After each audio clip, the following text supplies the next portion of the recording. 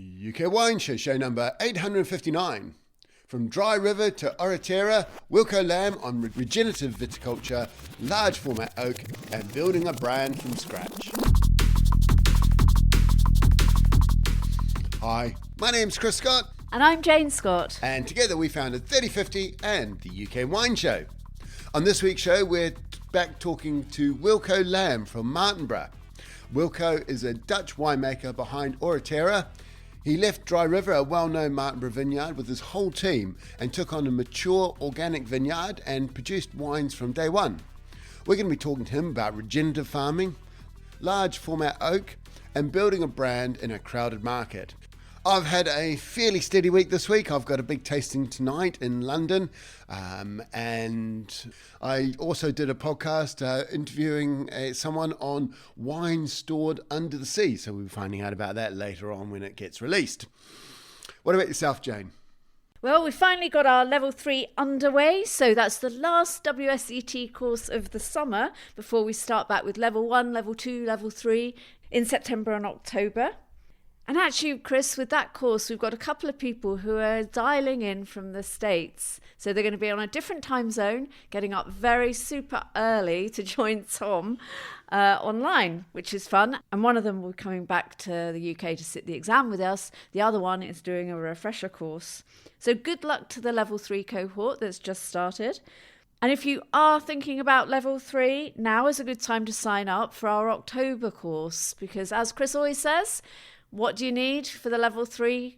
Practice. Practice and preparation. In fact, you can get a home study pack now, Yep. not even pay for the course, and get access to all our study materials, the textbook, everything, and do that practice. Absolutely. We can send the textbook out so that you can start reading just in time for the summer. Nice summer holiday, beachside reading. So those two courses, if you are interested, they start on Saturday the 3rd of October and Monday the 5th of October. Okay, Jane, let's get straight into our Patreon flashcard question. And remember, if you are a Patreon, you get access to 1 or 2 flashcard decks, depending on what level you're at, and they change every week, and then a series of multi-choice questions which change every day. In fact, this week's question is one of the multi-choice questions. Yes, and if you do want to find out more, just head over to patreon.com/UK Wine Show. So the question this week is, which of these grapes is correctly matched to the region? Is it A, Primitivo and Minavois, B, Corvina and Condrieu, C, Primitivo and Barbaresco, or D, Ferment and Tokai? Okay, you got an idea? I'll be thinking about this as we do the show, Chris. Okay, while you're thinking about it, let's get straight into the news. Well, first up this week, organic wine brand Vinca is launching its sustainable aluminium bottled wines into Marks & Spencer's food stores across the UK, rolling out to 116 stores in a major retail milestone for the business. Vinca's organic Catarato White and their Syrah and Nera d'Avola Red will be priced at £10.50, and the bottles will be made from 100% recycled aluminium, first used in its 2021 canned wine range before expanding into the 750ml format.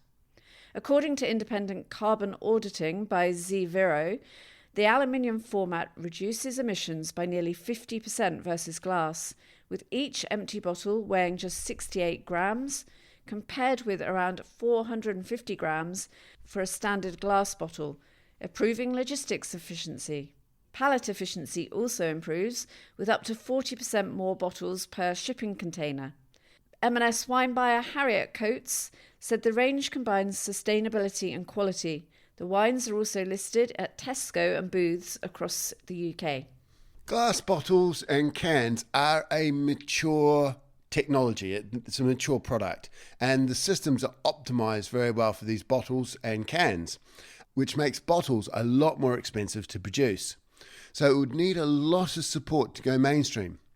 With only 446 stores between M&S and Tesco's, that will shift some volume, but nowhere near enough to make it competitive. But half a carbon footprint, you gotta like it. The thing that I'm not sure about is the UK deposit return scheme, which excludes glass bottles. Aluminium is on that path, so the aluminium bottle will be included. I'm not sure how it will affect aluminium producers who have to pay system fees. They have to fork out money for their bottles to be part of that scheme, whereas the local council is responsible for glass. So a lot of packaging for glass will actually be paid by general taxation, whereas if you decide to use an aluminium bottle, you'll be taxed higher as well because of the system fees for the deposit return scheme. So they're really discouraging aluminium bottles with this deposit return scheme with the extra fees, trying to compete against glass. What's the next story, Jane? Next up, a growing number of Bordeaux wine producers are turning to the broader Vin de France category as a way to break free from the strict appellation system. The shift is being driven by climate pressures, weak demand, and the need for more flexibility in grape varieties, winemaking methods, and branding. Under Bordeaux's AOP rules, producers must follow detailed standards on where grapes are grown, which varieties can be used, the yields, the vineyard density, and winemaking practices. While these rules protect identity and give consumers a clear idea of what they're buying, they can become too restrictive for some. With Vin de France, producers can make wines that wouldn't qualify necessarily under one of the area's 67 appellations. So far, Vin de France accounts for about 2% of Bordeaux production, or roughly 132,000 hectolitres. That's 13 million litres of wine. However, this number is expected to grow as more producers take advantage of the category's flexibility. Some are planting heat-resistant grapes and making wines that don't fit local expectations as they experiment with new styles. The financial argument is also important, with lower levies under Vin de France making a meaningful difference in a difficult market.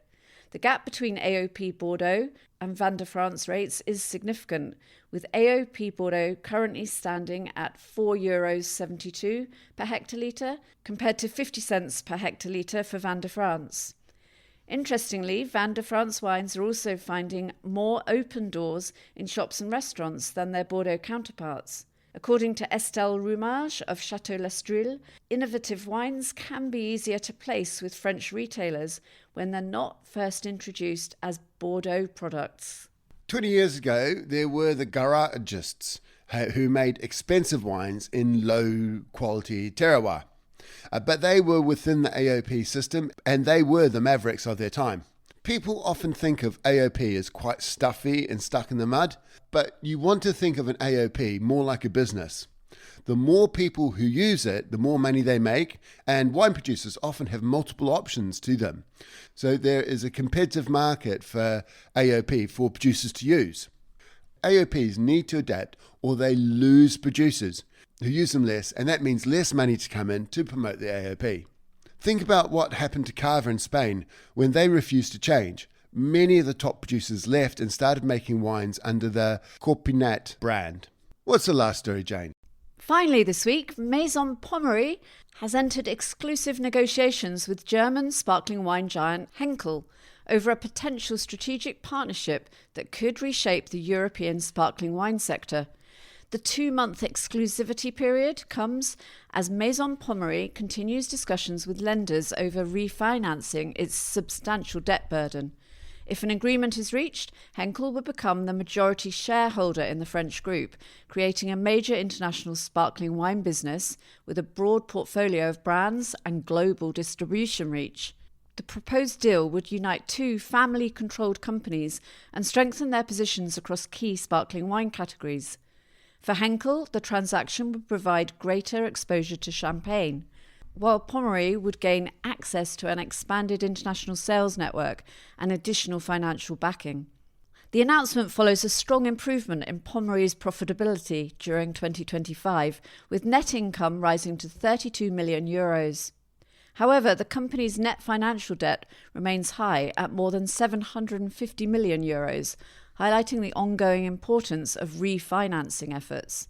Maison Pommery stressed that negotiations are still ongoing and there's no guarantee that a final agreement will be reached. The talks are being closely watched in Champagne, where tight financing conditions are fueling renewed discussion about consolidation within the wine industry. Henkel Freixenet is the world's largest sparkling wine producer, selling sparkling wines, still wines and spirits to more than 150 countries. The company is owned by the German Oetker family, who created it through the combination of Henkel and Freixenet. It's particularly strong in Sekt, which is the German sparkling wine, Cava, Prosecco, Champagne and Cremant, and claims to serve around 1 in every 10 glasses of sparkling wine consumed globally. Henkel already owns champagne producer Alfred Gretton, but acquiring Maison Pommery would add premium brands including Pommery, Rankin, Heidsieck & Co. Monopole and Charles Lafite. This would significantly strengthen Henkel's position in the prestige champagne market and give it greater scale in France. Okay, normally we would finish the news and go straight into Friday Lambrusco. However... Oh, I'm disappointed, Chris. Where's the wine? There is no wine this week. There is no wine. We've finished our Friday Lambrusco, but I thought I'd just run through some of the wines we tried and just about what we thought of them, etc., and just give a bit of a summary about the wines. So we started tasting Lambrusco back in show 849, and there the first wine was a Grasparossa by Majestic. It was known as the Lambrusco Grasparossa Castelvetro DOC from Majestic. It was a dark plum, blackberry, fruity, slightly sweet. It was only 13 quid, but I didn't really like it because I thought it was quite bitter on the finish. Do you remember that wine, Jane? Yes, I wasn't too impressed, I have to say, with that one. I mean, it was drinkable, and it was probably as I expected a Lambrusco to be honest. Yeah, we started out with what is the classic thoughts on Lambrusco. What's the next one, Jane? Well, it was Camillo Donati Il Mio Lambrusco 2024. That was a £17.24 bottle, and it was a pet nat, bottle fermented, quite funky, a little bit of Brett in there maybe, fresh acidity, light and vibrant, big improvement, and I thought we liked it. I think we did. We took that one round to a friend, didn't we? Yeah, but they were a bit... Yeah.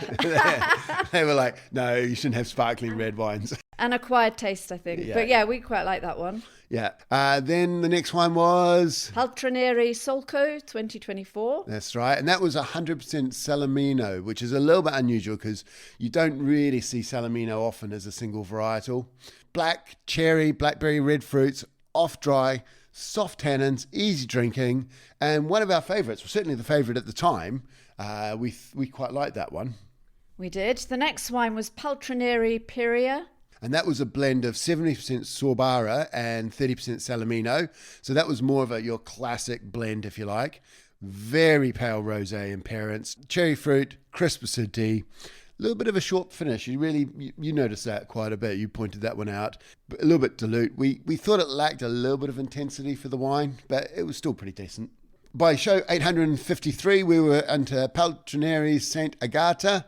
And that was 100% Sorbara grapes. And this one was really pale. I think this was the palest of them all. And it was almost like a white wine, wasn't it? In fact, I thought it was a white wine. Floral red fruit, champagne-like acidity, elegant, fresh. I think this was one of our favourites, actually. Yeah, we really liked it. Yeah, quite nice. What was the next one, Jane? It was a different producer, Bergianti No Autoclave Rosso. I think that's the name. Yeah. And it was the ancestral Pet Nat blend with Sorbara, Salamino and Pignoletto grapes. Yeah, sour cherry, bit of barnyard funk there. They'd sort of gone that Pet Nat and they'd left maybe the fruit in contact with the leaves maybe a bit long, perhaps, not quite sure. Bit tough to like though. I think that was the most challenging of all of them. Yeah. Then we had the Paltrinieri La Reserva. 100% Sorbara grapes and 12 months lees-aged tank method. Almost white in appearance, brioche, citrus fruit, pears, with reasonable autolic notes. And I think that was the standout winner for us. Absolutely. That was the nicest wine, wasn't it? The La Reserva 2023 vintage. Now, would you get that again? It's £16 a bottle. You think about that compared to Cremant, and it just absolutely kills Cremant at that price point. I mean, Chris, I'm not sure I'm going to authorise a case of 12 of those, but yeah, I probably would buy that one again. Maybe you won't have to authorise it. Maybe you'll just sneak that purchase in, Chris. Yeah. Then we went to the Paltrinieri Grosso. And that was the Charmat method with extended lees contact. And we did like this one. It was toasty, quite rich and quite complex. Yeah. And the next wine was, Jane? Well, the penultimate wine that we tried was the Bergianti San Vincent. And that was a biodynamic ancestral Pet Nat Rosé. Yeah, quite funky, quite leathery, quite a lot of Brett in it. Low fruit, high bitterness. Quite rustic, I think we said, and we were quite savoury. We weren't keen on this one, were we? No. And then the one we had last week was Paltrineri Radici. And that was salmon pinks, almost orange rosé colour, wasn't it? 100% Sobara grapes. Bone dry, bit of autolic character in there, and highly drinkable, very fresh acidity, and one of the best wines we had in the whole series. Yep, yes, a strong wine to finish on, wasn't it? And that was ancestral Pet Nat. So I think the wines I liked the best were the tank method wines that had some lees work or lees aging on them, which you don't really taste very often. And this last wine. Cool, but I think I might miss Lambrusco Friday, Chris, so we'll need something else instead. We'll have a think about that. What I liked is I came into this not really knowing much about Lambrusco. I don't even think I've ever tried a Lambrusco beforehand. So for me, it was great to experiment and just see what both the entry-level wines are and also the top end of the range is as well, and get a feel for it. And I tell you what, there's a lot of innovation in there. And I think the only way to really experiment is by tasting the wines. Maybe we'll do this again. I think so. Yeah. I think so. All right, Jane, let's get a reminder of this week's Patreon flashcard question. The question is, which of these grapes is correctly matched to the region? Is it A, Primitivo and Minervois, B, Corvina and Condrieu, C, Primitivo and Barbaresco, or D, Ferment and Tokai? This is a very common type of question you see in level 2 and level 3 exams in the multi-choice section. We'll give you the answer to that after the interview, which is coming up next. And this week, my guest is Wilco Lam. He's winemaker and co-founder of Oraterra in Martinborough, New Zealand. And Wilco spent years at the helm of Dry River before making a leap to start something of his own. He brought his team with him, found a vineyard with mature vines already farmed organically, and hit the ground running with his first vintage in 2023. Let's have a listen to what Wilco has to say. Hi, my name's Chris Scott and I'm here with Wilco Lam. How are you, Wilco? Very good, thank you, Chris. You are a Dutch winemaker here in Martinborough. You're the chairman of the local Wine Growers Association, but you've got your own wine, Oraterra. Correct, yes. How long have you been running Oraterra? It's you and some other people, isn't it? Yeah, so we got the opportunity to pitch a vineyard here and start the brand in 2022. We moved on to the property in September. So together with a team that I've been working with for a long time prior and an investor, we decided to start fresh and come with a completely new project that hopefully I will retire with at some point. You brought a lot of your Dry River team with you when Dry River got sold off. Yeah, Dry River was in the process of being sold, and we decided that it was time for a new project, and the whole team was interested in coming with me on this project. So we jumped the ship and came here. And when you purchased Oraterra, it was already an established vineyard, so you were producing wines from day one as opposed to that first 3+ years of waiting around. Correct, yeah, we moved in here. This was a vineyard that was established in the mid-80s and close to our heart really in terms of our practices. So it was already being farmed organically, dry farmed as well. So we were able to continue those practices really easily with a team that was very experienced in this type of wine growing, wine production.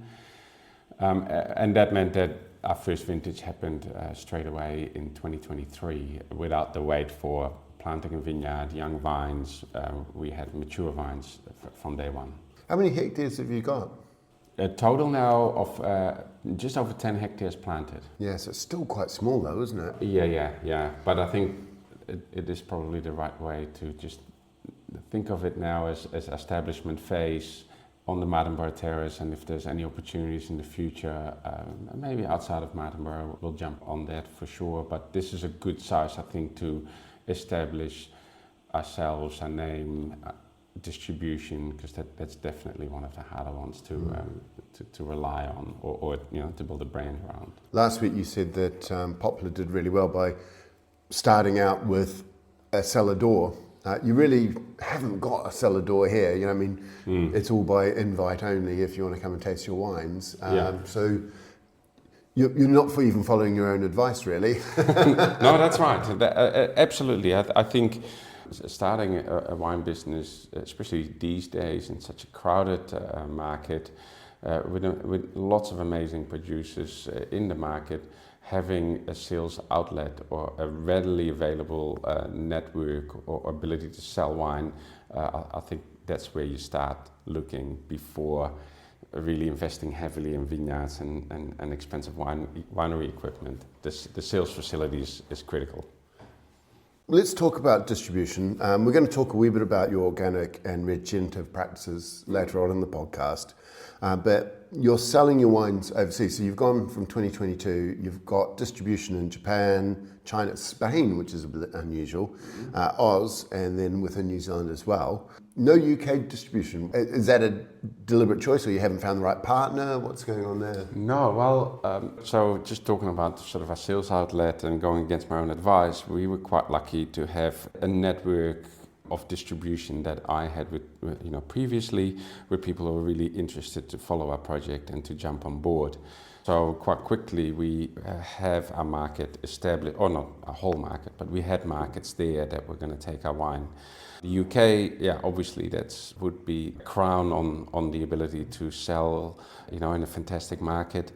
There is definitely an interest, but I think the UK market also is a lot harder. They're far more critical, I think. Not far more critical than I sort of don't do justice to the other countries or other distributors, but it's definitely a harder market to penetrate. I think the interest in New Zealand wine is there.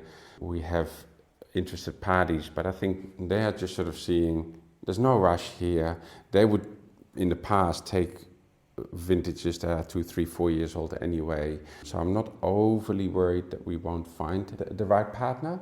In the UK, some things just need to take time. Yeah, okay. And what about the Nordic markets? Have you thought about that? Yes, yeah. Nordic markets for us have always been quite tricky, and that's more because of sales volume, that we've never been able to supply enough for the Nordic markets.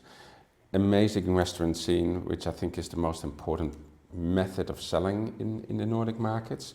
And again, that will come as part of brand building and market building over the next few years. We've only released one wine so far. The second one is around the corner, so there's plenty of time.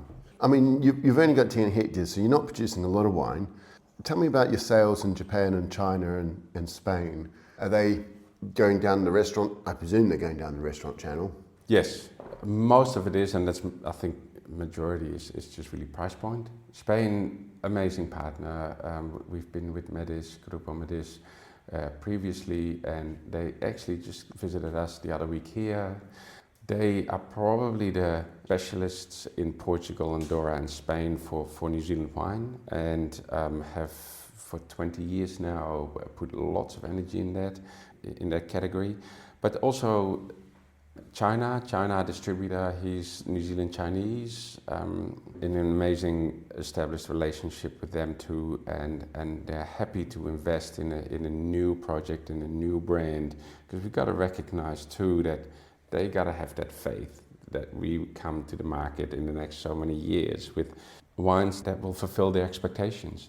Japan is quite new for us. I never really had much to do with Japan in previous jobs, but here we found an amazing partner that actually visited us really early on when we just bought the vineyard.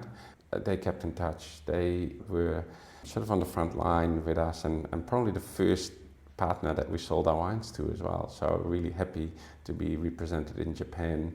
I'd love to explore that market by visiting them and see what that means, selling wine in Japan. Australia, all partners. So again, what I think wine is a community. Wine is a community of relationships that have lasted for me for a long time. And those relationships are really built on if our partner is in trouble, we'll support them. If we're doing it tough, they'll support us. It really is an extension of the business, whether that is in Spain, the US, in Australia. Our distribution partners are really our sales partners and hugely important. In New Zealand, you're being distributed by Blanc. Yeah. Who are they and what do they do and where do they target your wines? Yeah, Blanc was founded by Angie Atkinson. So she used to be, I'm pretty sure, the sales manager for Prophets Rock in Central Otago before she decided to move back to Auckland and start her own distribution company called Blanc.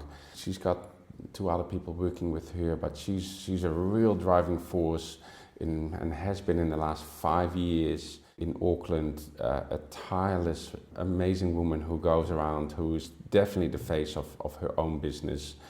And on Giant Shoulders, the little company that was in charge of this vineyard was associated with her. And I thought, well, distribution is really, really important. I didn't know Angie, but really quickly she was quite enthusiastic for our project to get off the ground and to support us. So we just thought that was amazing, and I think we've built up quite a nice relationship with her in the last year and a half. Okay. One of the things about your vineyards are that you're organic and you're moving towards biodynamic, is that correct? Mm-hmm. But you also claim to be regenerative, and some of the traditional organic and biodynamic processes aren't regenerative. You know, the idea of cover crops and then turning them over and ploughing between rows and things like that are clearly not regenerative practices. So I'm interested to know about the organic and biodynamic processes that aren't regenerative that you've had to replace or change to become more regenerative. Correct. I think just claiming to be either organic or biodynamic isn't enough. It clearly isn't. I think the philosophies and the ideas are absolutely admirable, and I think it is something that people should expect from high quality producers, that they do think about their use of pesticides and chemistry in vineyards and the way they treat their land. And sort of claiming regenerative farming that still is quite loose as well. I think there is no real golden bullet for regenerative farming. I think it is the best next aid for those who practice, whether you are organic or not, to actually think about your diesel use, your compaction rates, the loss of carbon in the soil, or the addition of carbon to the soil, and really make soil as part of your farming ideas. You can't ignore soil as a living entity, really. Because organics and biodynamics is all about the soil's health, but it never used to worry about the carbon levels in the soil, and they were losing carbon with some of those practices. Yes, mowing strategies or cover crop strategies, direct drilling, how to use cover crop correctly in terms of the nutrients and the carbon it will bring into the soil. With vineyards, it's slightly more tricky, because when cover crops grow and we'd like to lay them down to seed back into, quite often that happens when we are ripening fruit. So we have to think about humidity levels, or maybe early in the spring about frost risk. At the moment we've got bird protection nets over our vineyards, so we can't actually go in with a tractor, even if we do want to lay down a cover crop to sow into for a winter crop. It physically isn't possible. So for us, thinking about regenerative farming is obviously then has to be catered towards the restrictions that we have itself in a vineyard on timings. And I think that is the next challenge for wine growers, is how do we fit our annual cycles in with new farming ideas and farming practices, to celebrate biology and to celebrate a living entity and have vines growing happily, digging down, mining the soils. The regenerative farming ideas help drive roots down, and I think that's the main idea. What have you done?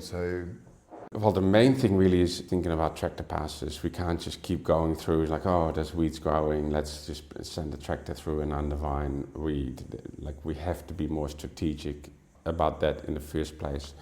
We had to think about the type of cover crops we're growing, so what type of rooting depths they have, what type of nutrients they bring back in, how resilient they are to our climate in terms of wind and drought, how can we extend their lifespans. So I think it's not, we can't just now think, oh yeah, there's beans going in, but let's think about cover crops that suit us and that we only have to go in once every fourth row and get cycles going rather than the whole vineyard. So I think it's planning for us and responding to a season itself too. It's interesting you talk about tractor hours. There's always a famous quote from Caleb, who is, there's a show called Clarkson's Farm in the UK, and one of the guys called Caleb, and he goes on about every time a tractor's running, that's money. Yes. But you mentioned diesel, so from a regenerative point of view, are you worried, is it the diesel that you're worried about, or the soil compaction, or both? Both, yeah, absolutely. So one of the issues you've got is a lot of the technologies used to replace pesticides and herbicides and fungicides are things like mechanical weeding or UV light. They're all less efficient than herbicides and fungicides and pesticides in terms of how long they last. And you have to go back and you have to massively increase the amount of tractor time to move away from these diseases. Yeah. So it's, how is that, do you understand the complexities there and what the trade-offs are? Like in the end, I think the trade-off is how we farm our vines. So changes in types of pruning, crop loads, amount of shoots per hectare. If we can reduce disease pressure levels in the vineyard and increase openness, not so much by leaf plucking and opening, but more early on, all the work that I think we do early, so in the winter set the amount of targeted yield by shoot numbers, then come in and remove any excess shoots and keep canopies open. Think about our cover crops that might increase the amount of humidity or reduce the amount of airflow. We have to think about those. So it's farming itself, not just thinking about, oh, there's a tractor going, that's diesel, that's compaction. There's a lot more to it, really. Maybe just invest a little bit more in people. In the UK, or not just in the UK, but in Europe, there's been a resurgence in looking at what they call peewee grape varieties, which are a new wave of hybrids. And you know, the old days where hybrids were they had an interesting aroma profile to them, that they've selected now to the point where you're getting the disease resistance of the hybrid, but you're getting the Vitis vinifera flavour profiles coming through. Have you guys looked at that, or are you aware of anybody who's looking at those type of new varieties? Absolutely. We've got a nursery in New Zealand that focuses on that. Who's that? Riverside Nursery. One of the main drivers for that, Jim White here at Cloudy Bay, he is a real advocate of looking at Vitis vinifera alternatives. The biggest problem, New Zealand being an island in the bottom of the ocean, they're quite careful with what comes into the country, into plant materials. So that has to go through all sorts of quarantine practices and requirements. So everything takes a little bit longer here for the selection of varieties to come into the country and then see if that's suitable. Definitely eyes on those developments that are happening really rapidly in Europe here too. What was the name of the nursery? Riverside Nursery. And where are they? They're actually based in Gisborne. Oh, missed them. Yeah, missed them. But Jim White at Cloudy Bay, he'll be a really good person to talk to. All right. We tasted your wines. You have got a Chardonnay, a Pinot Gris, and a Pinot Noir, and they've all had 100% new oak, but the wines didn't really come across as overtly oaky. There was, most of them I went oak and put a question mark on it, which for new oak is quite unusual. And then you said, look, they're Foudres or really big barrels. Tell me a bit about your barrel selection and what you're doing and why. Yeah, well, initially starting out completely new, I wasn't keen to buy second-hand barrels from other people. The challenge was bringing new barrels in without then everything being overly oaked. So the idea was just to bring in large format barrels or fooders to reduce the impact of new oak, yet have wine sitting in oak. So the 23 that you just tasted was then obviously from that first year. That was sort of the big challenge, is how do we overcome the impact of new oak. We did that with large formats. We're really happy how the wines have responded to that and are continuing our journey in that. So all our wine now lies mostly in large format for 500 liter to 1,000 liter formats. That doesn't mean that they're all new. Obviously they're very expensive, and we got to respect that oak. But there's a certain amount of oak that will keep coming through that we are purchasing every year. But that is not the big whack straight away in the first year. So now that's more a maintenance program. For me, the slower evolution in barrel, the lower pickup of oxygen means we can keep the wine in barrel for longer. We can reduce our sulfur levels. We can sulfur a lot later. And I think that has really benefited the evolution of the wines in the vessels. It retains freshness. It can lie on lees for a lot longer, so a beautiful soft structure and support from that lees impact. I think also means that we're slowly sort of moving away from overtly varietal characters. I'd like to think that our wines are not overtly Pinot Gris or overtly Chardonnay, but that it sort of moves away from that archetype a little bit, purely by extending maturation levels, lower sulfur use.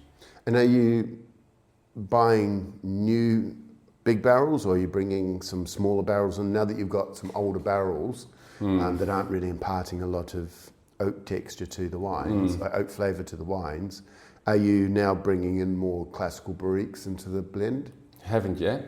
Actually, 26, the coming vintage, will have our first 2 brand new barriques, but that's purely just to sort of see what the impact will be. At the moment, I'm still convinced that this purity and this really low impact of the larger formats is sort of the direction I'd like to go in.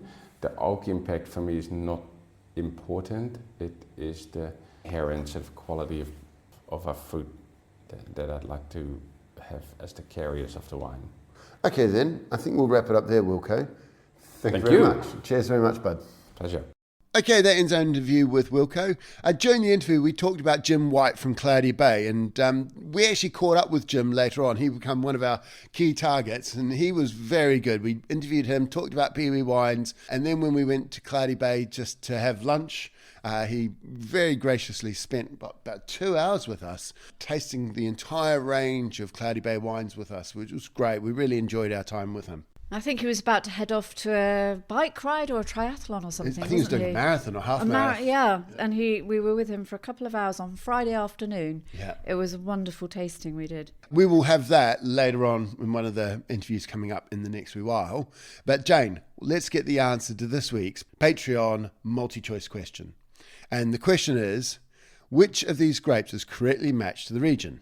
Is it Primitivo and Minervois, Corvina and Condrieu, Primitivo and Barbaresco, and Ferment and Tokai? I think it's Ferment and Tokai. You are right. You are right. For a minute there, I was looking at Primitivo and Barbaresco, but no, Barbaresco is a grape variety. No, it's not. In Barbaresco. No, yeah, that's a classic mistake. I make the same mistake. So what you've got Barbera is a grape variety, like Barbera de Alba or Barbera de Asti. But Barbaresco is 100% Nebbiolo, and it's the Barolo lookalike. So it's like the cheaper Barolo. I always have to really stop and think about that, because Barbera de Asti and Barbaresco, they're all from around the same region as well. It's very confusing. I shouldn't have said that, Chris, because I'm showing my lack of knowledge there. No, but it's a really common. So I was going to mention that. It feels like a grape variety, doesn't it? So it's one trying to catch you out there. So Primitivo is Zinfandel, which is grown in the south of Italy. Minervois is a region in France's southeast. Corvina is used in Valpolicella. It's one of the key grapes in Valpolicella. Whereas Condrieu is a wine region in northern Rhone, which is very famous for Viognier. Yep. We know what Primitivo is, and Barbaresco, as we said, is a Barolo lookalike, which means Ferment is a botrytis-susceptible wine that's used to make those lovely Tokai Azu wines. Perfect. Well, thank you, Chris, and thank you for listening. And if you enjoyed the episode, remember to subscribe wherever you get your podcasts. And a big thank you to our patrons for supporting the show. If you'd like to join our community, head over to patreon.com/UK Wine Show. Until next week, cheers and good drinking. The UK Wine Show is a weekly podcast brought to you by 3050, the wine tasting company. The show is produced by Chris Scott and the news is read by Jane Scott. To listen to other shows, visit ukwineshow.co.uk. Thank you for listening.